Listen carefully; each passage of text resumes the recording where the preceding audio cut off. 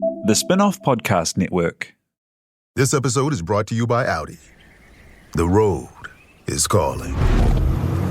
Embrace the thrill of the drive with the all-new, fully electric Audi Q6 e-tron. Featuring effortless power, serious acceleration, and advanced Audi tech. It's not just a new EV.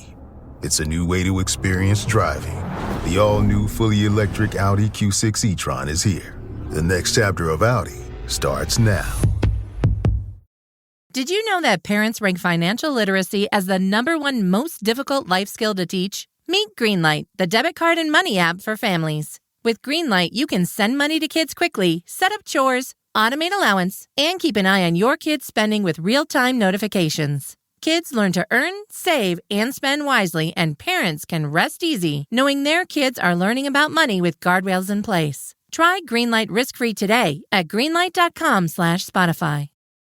Managing a global team is complex. Deal makes it simpler with payroll, HR, IT, and compliance all in one place. That's why over 35,000 businesses trust Deal to hire, pay, and manage teams worldwide. See how Deal works at DEEL.com/BIB. Deal, your forever people platform. Kia ora koutou katoa. Welcome to Business is Boring.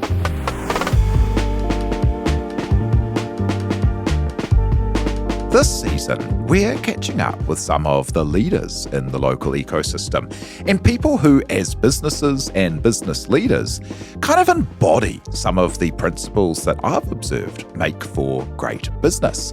And so today we have joining us Jovan Pavlicevic, co-founder at Emerge, which is this amazing disruptor and challenger brand in the world of banking that started from early days as SquareOne, an app that helped parents and children manage accounts and spending for children. It's been really cool to see his journey over the last few years as they've gone from kids to small business, and to talk disrupting a category, what it takes to grow a business like that, and what's coming next. Jovan joins us now.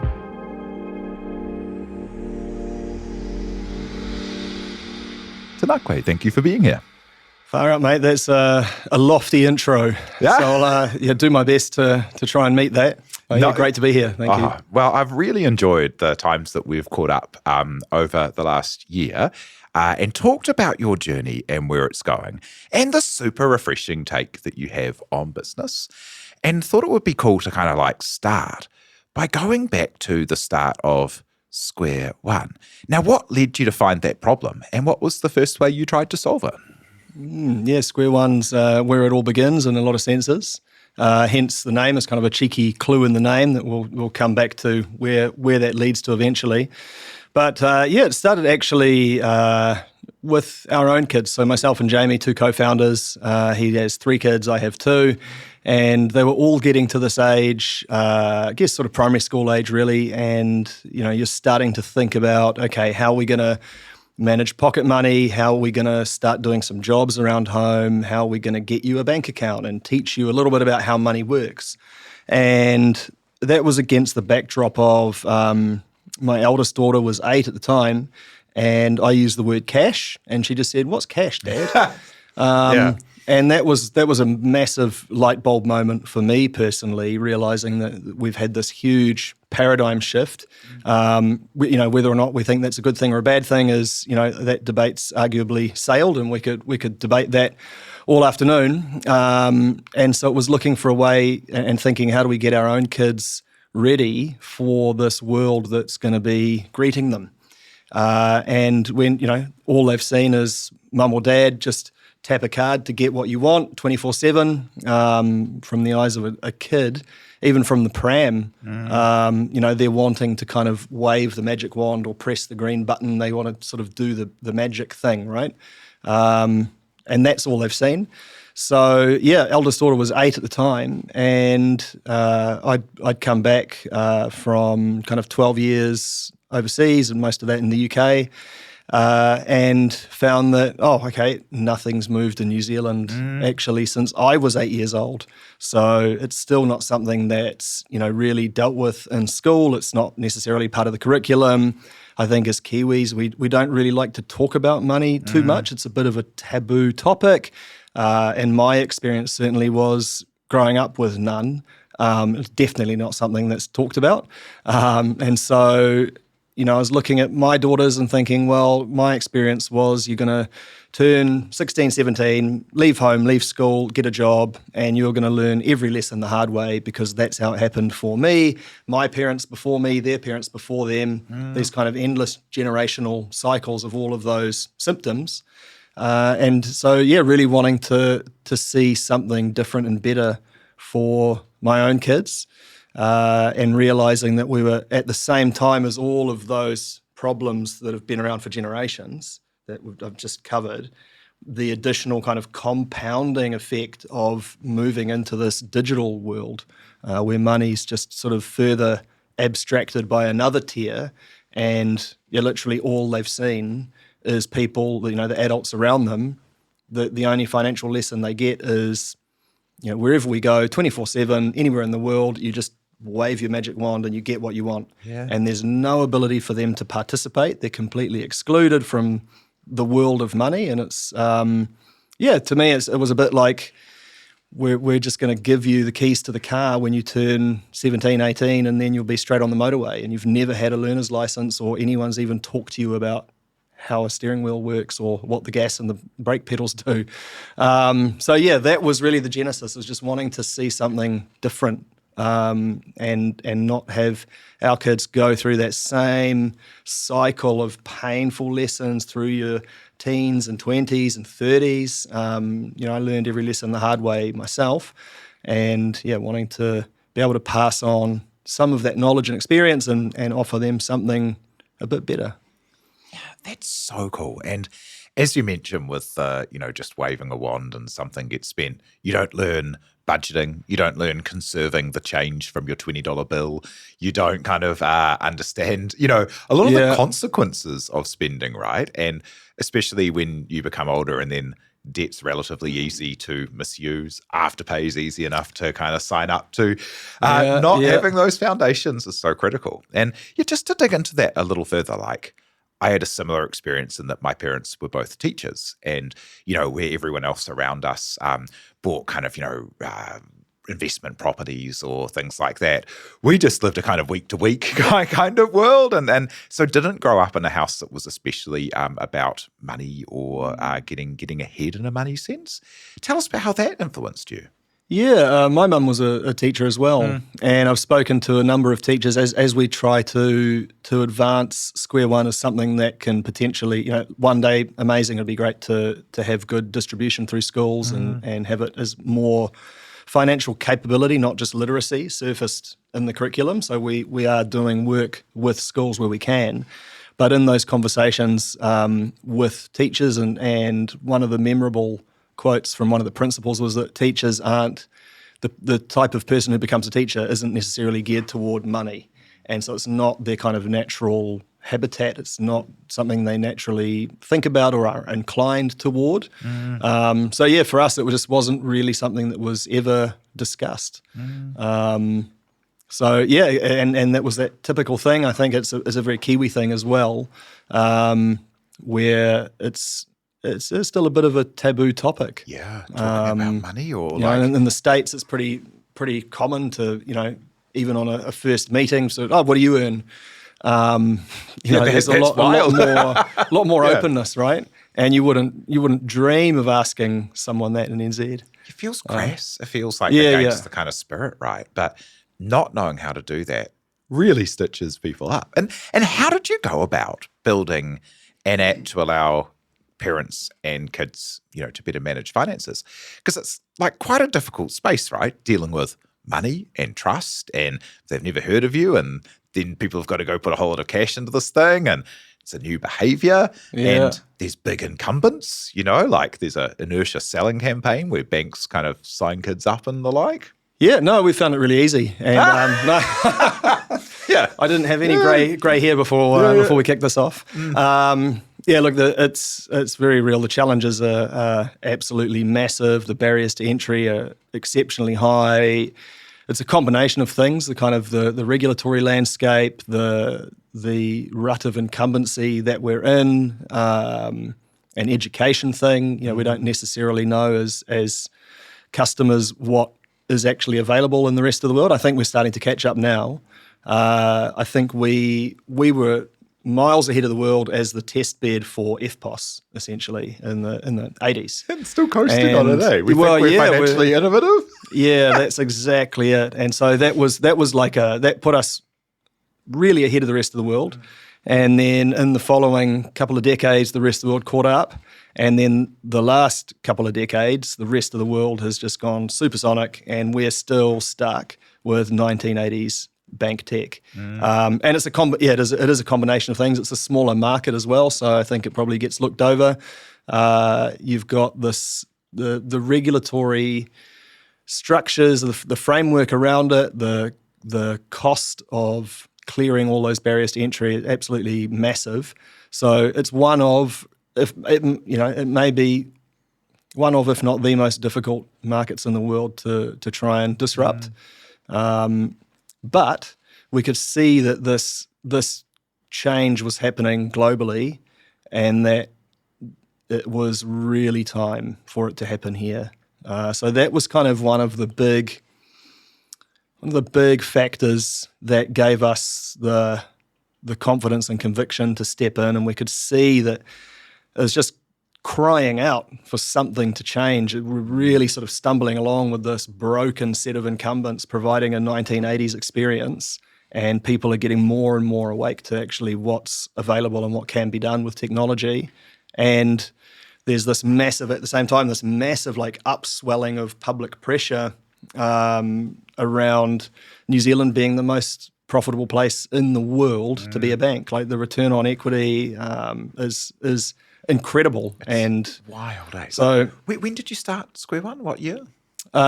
We've had SquareOne in market just on 3 years now. Wild, eh? And even with 3 years of being in market, building up a great customer base, being a leader in the space, the incumbents haven't even responded. Like I tagged you into a thing the other day where I went to the bank, and I won't name them because, they're no worse than any other bank, right? One of the big banks. Wise policy. Yeah. A bank. A big bank. And went in there, looked online for what it took to set up my daughter's account. She's 13. Wanted to get her a card and set her up. Had studiously pulled together the birth certificate and our passports and proof of address and put it in a little plastic folder, and we went down to the bank together, and I said, hey, we're here to do the thing. I've brought you a customer, and here's my daughter. Welcome. We're here. And the very nice person said, oh, look, I'm sorry, we can't possibly. You have to make a booking with a banker and maybe 2 Saturdays' time. And it was like, well, what? But we're here. And then, there was just no way to do it without going through You're this literally saying, take my money. Antiquated process. Yeah. And that's today. And I was kind of like, well, this is a little old school. Like but I can apply online and then you can cite these things. And no, she wasn't a person who could cite them. I'm like, well, you seem to be at the bank. but no, so that's the world that you're playing against, right? Where even though I'm a customer, I can't do something for another person without coming into a physical place, going through that process. So that's bananas, right? It is bananas, mate. And that's that pretty much is an exact mirror of my experience. And so that was all happening around the same time. And when my daughter said, what's cash? And it's okay, well, we're definitely going to need to get you a bank account so that you can start to understand how this is going to work and how you're going to start doing some jobs. And we think about paying for some jobs so that you can actually experience earning some money. And I always talk about connecting the dots between earning, spending, saving. How much work do I have to do to earn $1, and then what does that dollar get me in the real world to sort of build that appreciation for what it takes to earn $1.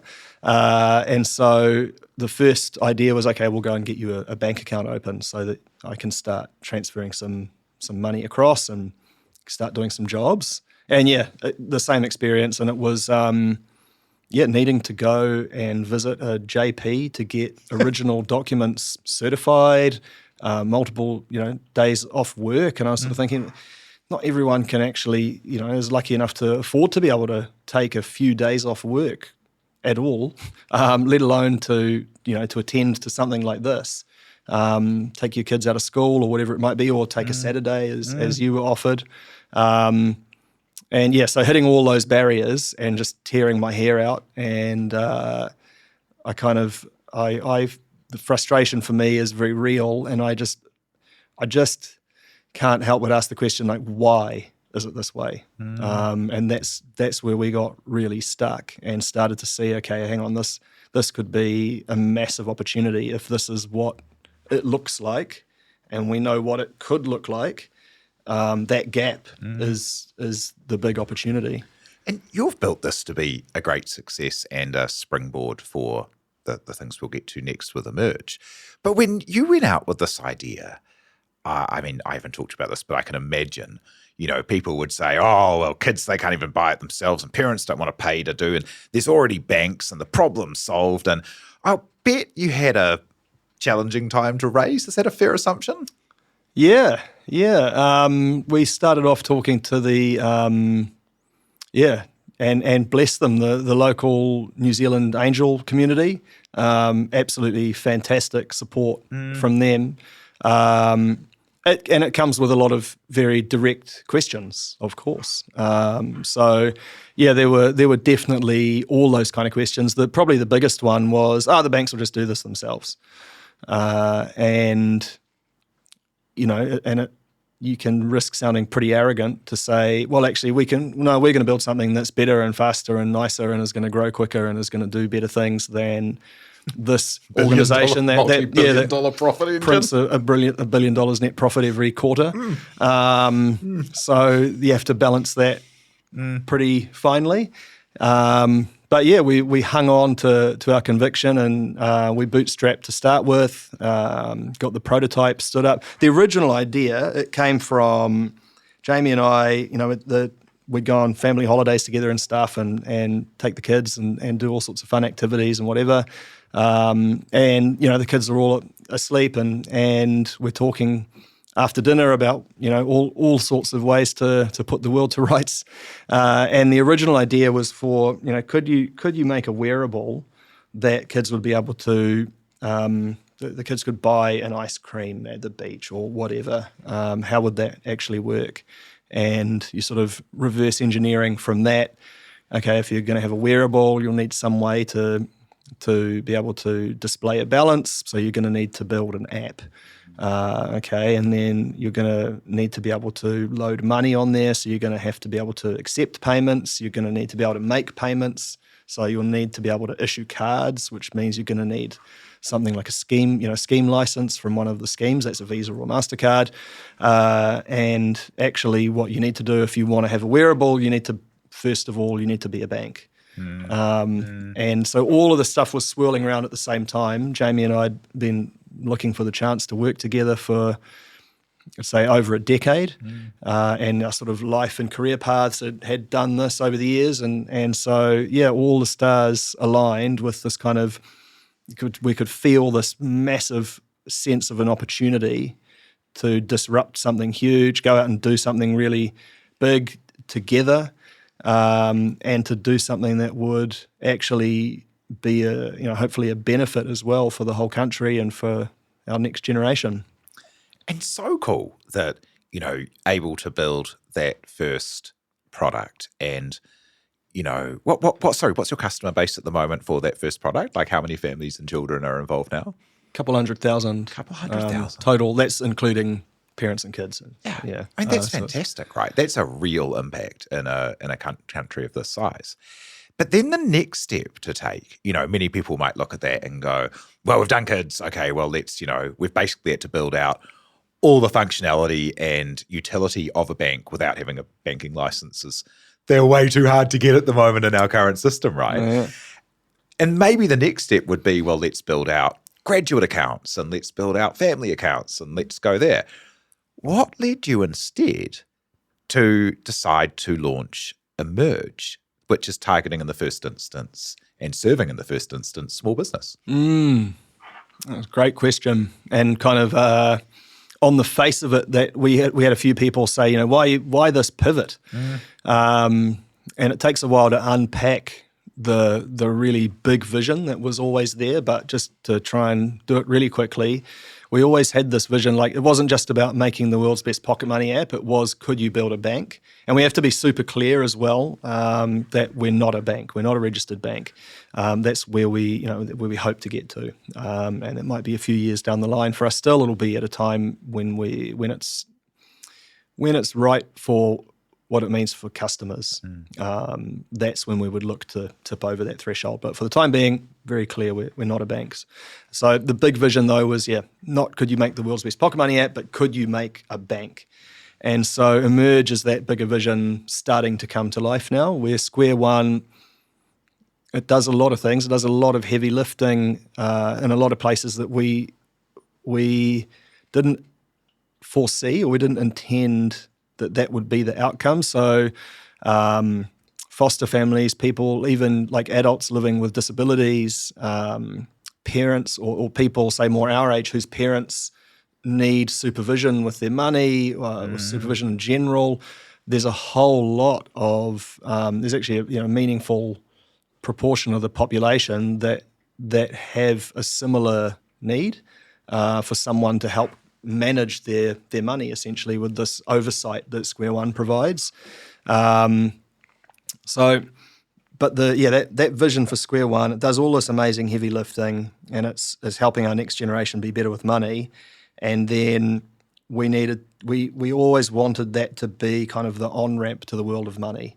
And so we're in the spot now where we're arguably the incumbent when you start to think about your first kid's account, that SquareOne is well and truly in that mix and punching pretty well against the incumbents.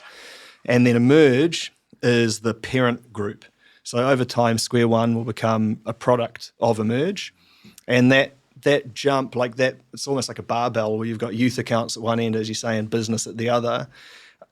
We could see the reason for going after that vertical next in the order of things is that we could see that that's where the next biggest set of problems existed. So that kind of frustration that you felt going into the branch to try and say literally like, hey, can you please have a brand new customer? And they're like, oh, don't know. Here's some hoops. Yeah. Go jump through them for no reason. Yeah, so you can 100x that, and you've probably banged your head against the same wall as a in business as well. And we were going through all of that pain as business owners and just going like, oh my God, like how can it be like this? How can it be this bad? How can we be operating it's so bad that it starts to actually hinder your business in a meaningful way. You've got this 1980s bank tech, and yes, a bank is something that you need for a business in general, and it's only one component of what you need. But as part of your kind of, if you think about a finance stack, if you're thinking in a bit more modern terms, I guess, that bank is, your bank accounts are kind of one of the fundamental or cornerstones, like a fundamental pillar of your finance stack. And if you're having to deal with this 1980s style tech at that level, you start building stuff on top of that and around that involves spreadsheets, manual paperwork, people having to staple receipts onto paper forms and then hand it to someone else who's going to sign it off, who's then going to give it to someone else who has to load it into the computer, and one slip of the finger and then it's back 10 steps, nothing reconciles.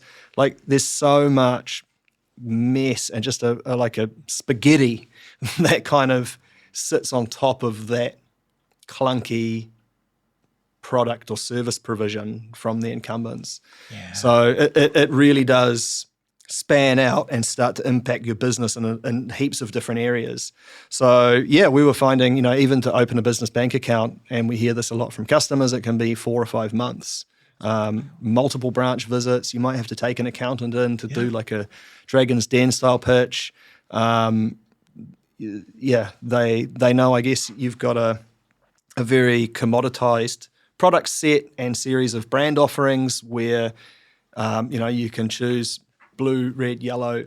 Maybe that's kind of it. And there's no need for them to differentiate with a better service or a better product, better pricing.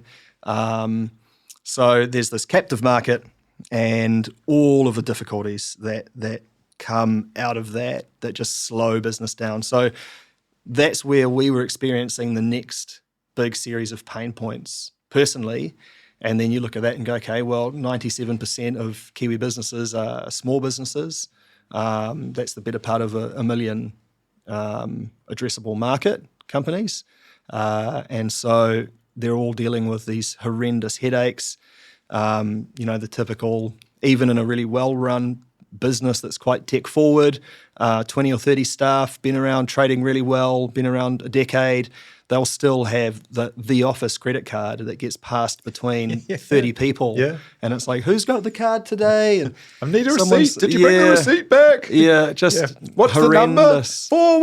4139. Yeah. Text me the CVC. Yeah, terrible. And then that card is linked to all of your subscriptions, and so it gets predictably compromised, and then none of your subscriptions work, so your business just grinds to a halt. Yeah. It is a seemingly benign, simplistic sort of part of having a business, like you need working bank accounts. But actually, when you've got something that's fundamentally so compromised, it just spans out and touches every area of your business, slows everything down, makes it painful. So that's where we could see, like, okay, there's a real massive set of problems there, and there's a big group of people that have those problems, and what we've built really elegantly solves all those problems. So that was why that sort of leap from one end of the barbell to the other. And we're coming back to fill in the middle. That's pretty soon. Yeah. Well, and it's been so cool to see the energy with which you've brought it to market, but also the energy with which the market has responded. Like, I think anyone who sits on LinkedIn a bit will have seen people spontaneously share images of the experience that you created when people get sent a card, and then the brand's called Emerge, and there's a very nice experience where the card comes up and emerges, and people love it, right? And then people wanting to spontaneously share stories of how much easier, how quick this was. I can't believe it. I just provisioned 3 people with cards. I've done this account in 2 minutes. This took me 4 months. Like, once you start following you on LinkedIn, it's amazing, the energy from the market, right? Oh, thank you, mate. We really appreciate it. And it puts a huge smile on the face to hear you talk about it like that. So thank you. It was part of finding the name. Great was name. Thank you. That was really tricky, and you'll know the work that you're involved in, right? That process and all the stuff that gets left on the cutting room floor, and you go so far down with a brand, a name, with a story that can connect, the look and feel of it, and then all the while you're waiting to hear back from the trademark attorneys, and then they're like, oh, sorry, crossed. That one's off, and you're like, So we lost a lot of good soldiers on that journey. But Merge, we're really, really pleased with how the brand's come to life, and it lends itself to to being used as a noun, which the marketing team are forever like going, oh no, not another dad pun. But I love to sort of get that in wherever I can. With the card emerging, That's so cool. And like, just to round out this first part, like, what stage are you at now in terms of the launch of Emerge, and the kind of, because it feels to me like you've come very quickly to a leadership space in the small business alternate banking space, not a bank. Where's it sitting now? Yeah, thank you. It does feel a bit like we're that heir apparent to break through and bring the challenge to the incumbents. We're really pleased. We've gone to great lengths right from the outset, even pre-launch with SquareOne, to really front foot what our regulatory pathway, and get good early engagement with regulators, and make sure that we love that term disruptor, but at the same time, we're not trying to do it like the bull in the china shop. We want to do it in the right way and bring a challenge while respecting that, the incumbents, perhaps co-opetition is a better word. You still have to work within all of the existing frameworks and transact on the existing rails. We've gone to great lengths to really ensure that what we build, and you touched on it earlier, like is such a high trust space. So we've gone to massive lengths to make sure that what we're building, the way we're doing it, the way it comes to life for our customers and in the public sphere is in what we believe to be the right way, which is that, I guess, a respectful challenger, or a respectful disruptor. I love it. And let's come back in a second and chat through kind of what it takes to be a disruptor, a positive or respectful disruptor in this space, and the kind of things that you've learned about making that happen in the world.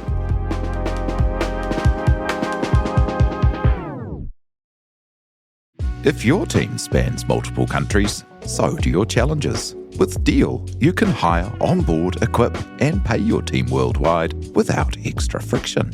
No third-party payroll, no compliance guesswork, just one platform for global teams. Join over 35,000 companies simplifying global work with Deal.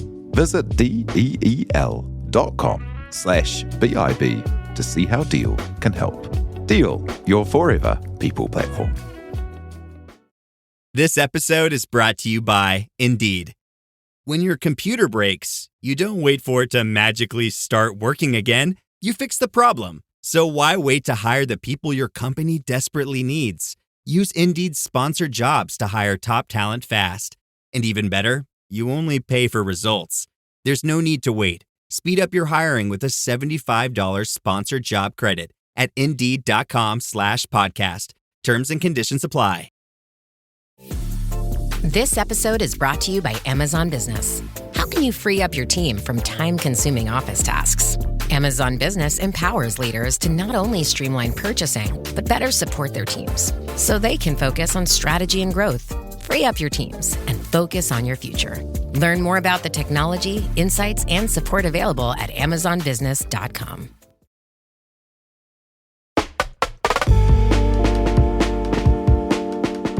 So as we kind of dug into there, you've built a challenger brand really quickly in the small business space, had great kind of customer growth, recently had a round led by the good folk at Aotearoa to give you some, good firepower to keep kind of taking on the big competitors.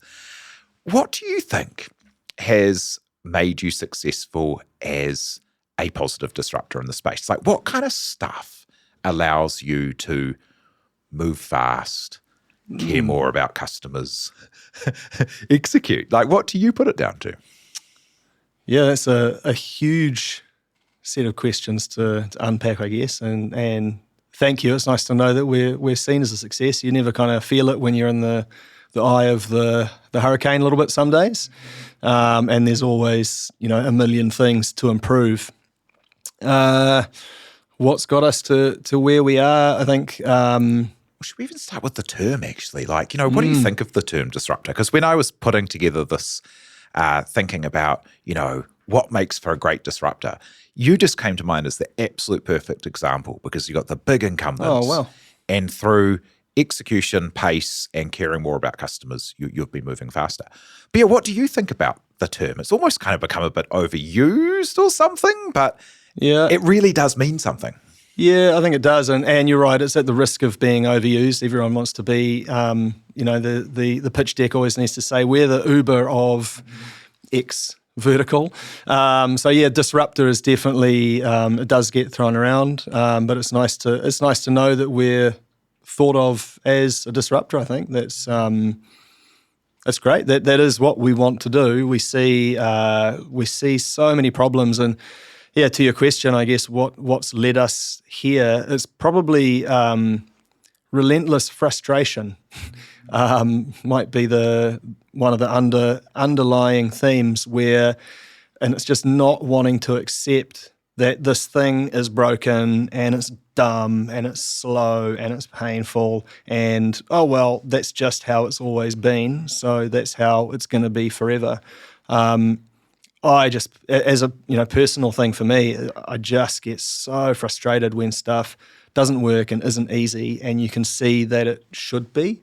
Even down to something simple like you go to your doctor's and you've been a patient customer there for decades. And they're like, here's the clipboard, write down your name, write your address. I'm like, why? You've got... And when you do an ACC thing and you got to do it 8 times in a week or something. Like maybe jumping into some of the specific bits of it, right? Like pace is such a key part of, it's not the big that eat the small, it's the fast that eat the slow, that's a really true thing. How do you create a culture and working environment where you're able to ship so many features so fast, keep moving at a speed that you have? I'm going to steal that line for our next pitch deck. I'm going to put it somewhere, LinkedIn tagline or something. Yeah, absolutely. I love that. What's enabled us to move at such pace? I guess as founders, you've got to set the tone.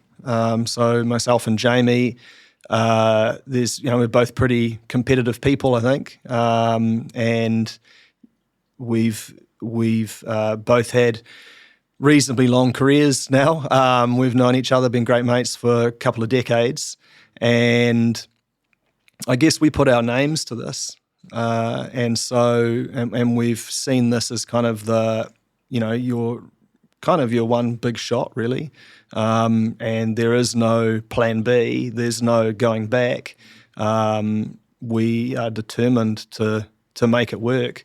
And so I guess you bring that energy to what you're doing every day, and the little gains start to accrue over time. And what's probably one of the most exciting things for me now is seeing that with the team we've built, they actually bring that same infectious energy and urgency, and it's not actually just led now by me and Jamie kind of telling the story.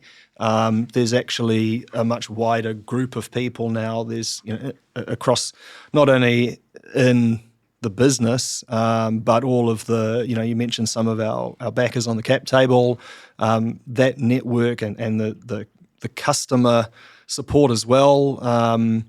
It's actually becoming, and I hesitate to use the word myself, but it's been used a few times by others, so I'll try to emphasize. It's been referred to as a movement, and that's what it does feel. There is a, like at first you're sort of really pushing that boulder up the hill, and now it more feels like we're just surfing a wave, and there's a huge amount of public sentiment, and everyone that we encounter, not just from customers, and even the co-opetition that I referred to earlier, the regulators, the likes of the Commerce Commission, a lot of the politicians on both sides of the aisle, everyone really wants to see us succeed. Yeah. They get the story and what we're doing, and it's changed from being like two mates starting off trying to push this boulder up the hill, and you're thinking, how are you going to bootstrap this yourselves? How do you even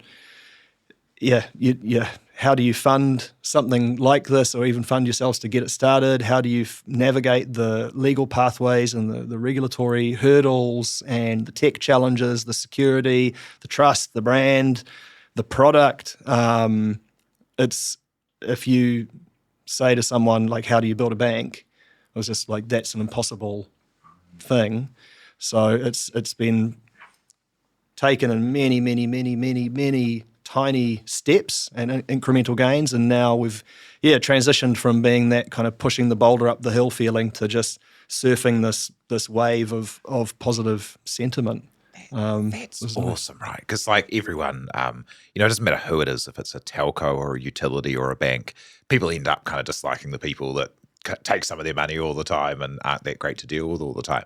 So you've got like a real good kind of bogeyman to go against. But you can measure, right, if you've got a movement. It's like, are people referring you? Are people excited that you've turned up? Like that's very different than when you go, hey, I'm from the bank. You're right. That's cool. And that customer centricity, I think, would be another thing to really dig into. Because even looking at your marketing, one of the ways that Emerge is marketed that I've observed is by telling the stories of some of your leading customers and using your ad buy and media space, not just to talk about yourself, but to position your customers out in the world and help them get eyeballs. And that's like some really cool stuff, right? Because it really shows the world we care so much about our customers, we're helping to promote them, right? And then they care enough about you that they'd be happy to be associated. And I love that kind of approach. How do you create a culture in your company that is so customer centric? Like, do you have, how do you support that in your organization? Well, the intro to that question will be music to the ears of Jody, our marketing lead. A lot of that's his brainchild. He really lobbied hard for that to be one of the core pillars of the approach, is like heroing the customer. That's one of our core values as well. How do we create that customer centricity? It's baked into the DNA of the business, as much as that's probably a bit of a cliche phrase. Hero the customer is one of our core values. And for me, it's funny, isn't it? There's two industries that talk about users, and that's apps and drug dealers. So we don't talk about users, we talk about customers and community, which... for me, even just the subtleties around the language you use can really play a massive difference. So we talk in SquareOne about pockets. I'm just a big fan of the English language, full stop, or language as a tool, and all of the fun, interesting things you can do with it. And so, looking at banking and financial services as a space, it's absolutely overwhelmingly dominated. It's starting to change now, but it's everything is on the bank's terms. You have your check account or your current account and your savings account, and all of the terminology, everything the way that it needs to be done is all on the bank's terms. And you're lucky to be here, frankly, as a user of this service or a customer. And so for us, it's really wanting to flip that on its head. And we think about that not only for how we're there to serve the customer, but in my mind as well, flipping the traditional kind of even the employment model, or how you think about how we're employed by the company. I want to flip that on its head as well. Like, Emerge should be the platform for you to succeed as someone who's in the team. It's not the other way around. Like, this should be the most amazing opportunity that you've got, and a platform for you to do the best work of your life, learn the most you've ever had, like really accelerate in terms of your career and personal growth. I guess we sort of want to flip it on its head and do things on the customer's terms. Yeah, I love that. And you see it in the way you execute, right? Because those things are easy to say, hard to do, but like there's all of those evidence points. Another way that you'll flip something on their head, I remember when I caught up with you while you were in your fundraise mode, and we're chatting about the market, and you characterised like the opportunity as being, because every VC deck always says, we're going to take New Zealand, but New Zealand doesn't really matter. It's a piss pot market. We're really going to go straight to Australia and then the world. And, our TAM, our total addressable market, is going to be $bazillion. And, your approach, tell me about that, because you were like, we're going to be really great for New Zealand. And that's massive. And that was just so refreshing to hear that different point of view. Thank you. Yeah, it's a controversial point of view, potentially. And it definitely took us a while, I think, to find investors that actually understood that in the space that we're in as a fintech or financial technology company, a fintech, and in banking and financial services in general, your return on equity or your return on investment can be orders of magnitude greater than with a typical product, whether that's SaaS or otherwise. And so we're not forced to go global from day one, but to find people that actually understand that. Because as you say, that, generally when you're pitching for investment, if your pitch deck doesn't have that on the second or third page, kind of New Zealand, Australia, Canada, UK, America, the world, in year 1, 2, 3, then the deck doesn't even get a second look. So it took us a while to find investors that could understand those kind of returns are possible, and like there is enough addressable market here in NZ. If you look at, and I think we were talking earlier, right, about the however many of the top 10 in the NZX are banks. There's so much to do here, and that's not to say we don't have international aspirations at the same time.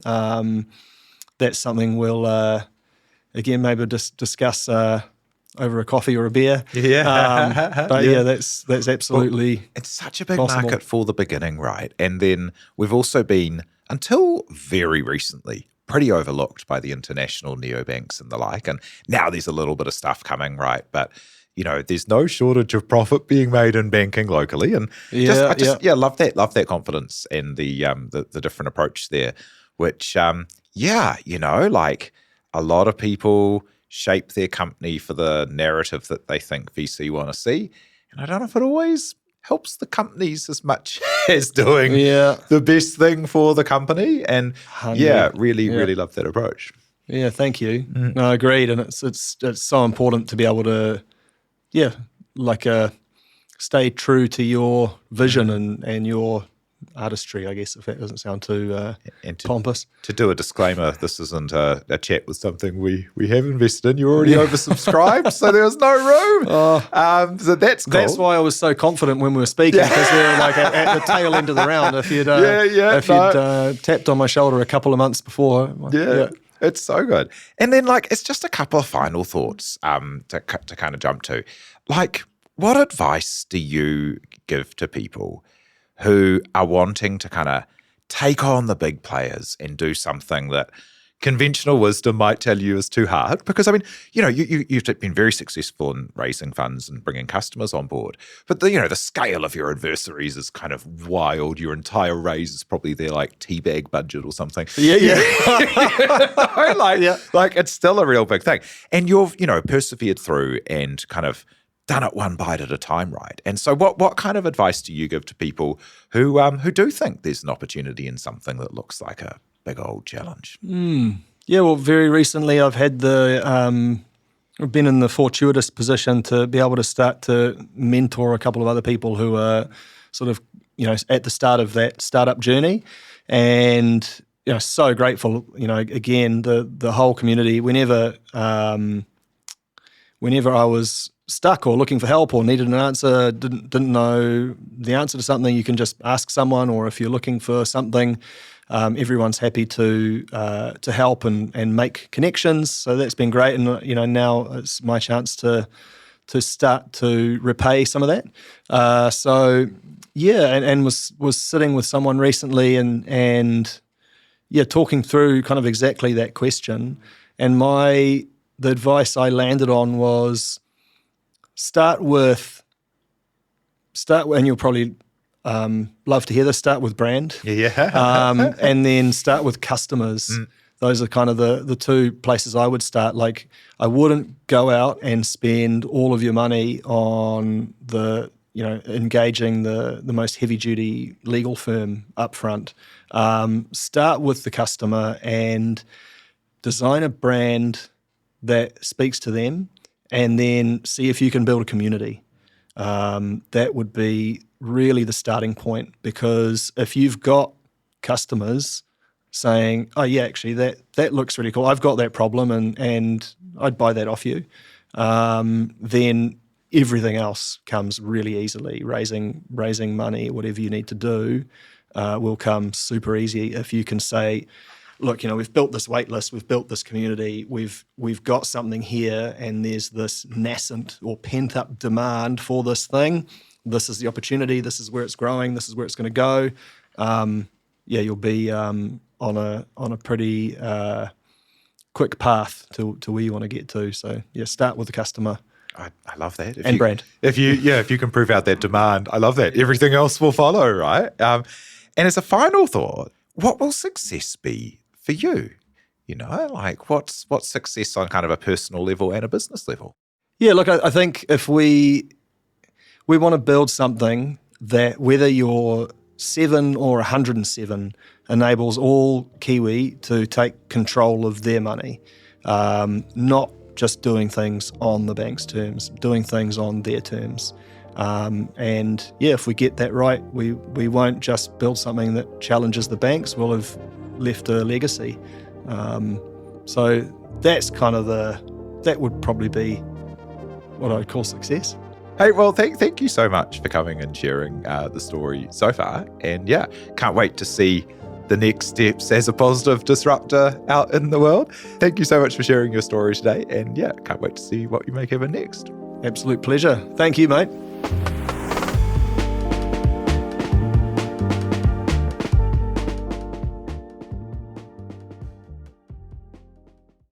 Global teams are more connected than ever, but managing payroll, HR and IT can still feel fragmented. Deal simplifies global work with one platform that keeps everything running smoothly. No compliance guesswork, no third-party payroll, just seamless operations backed by 24/7 expert support. That's why over 35,000 companies trust Deal to handle their global workforce. Visit del.com/BIB to see how Deal can help. Deal, your forever people platform.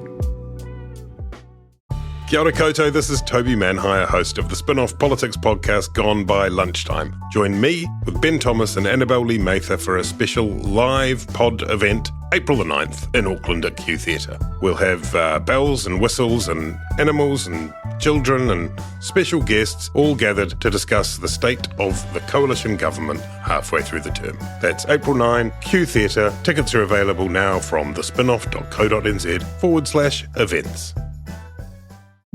The Spin-off Podcast Network.